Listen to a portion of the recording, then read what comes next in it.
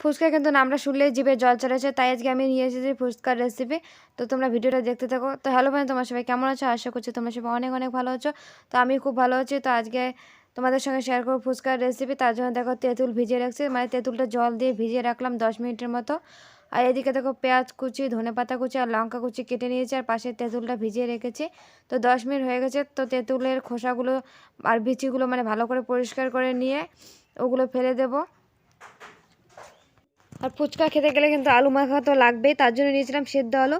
তো সেদ্ধ আলুতে লবণ, তেল, তারপর হচ্ছে পেঁয়াজ কুচি, ধনেপাতা কুচি, লঙ্কা সব কিছু দিয়ে দিয়ে মেখে রেখেছি। আর এদিকে দেখো কড়াই বসিয়ে, কড়াই গরম হয়েছে, কড়াইয়ে তেল দিয়ে দিলাম পরিমাণ মতো।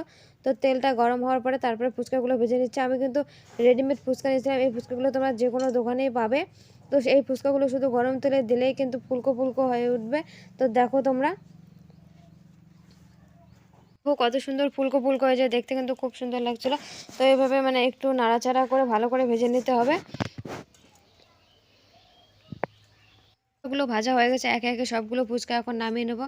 তো তোমরা দেখলে কত সহজে ফুচকাগুলো রেডি হয়ে গেলো। তো তোমরা অবশ্যই একবার বাড়িতে বানিয়ে দেখবে। তো একে একে এখন সবগুলো ফুচকা মানে ভেজে নেব, তারপর তোমাদেরকে দেখাচ্ছি।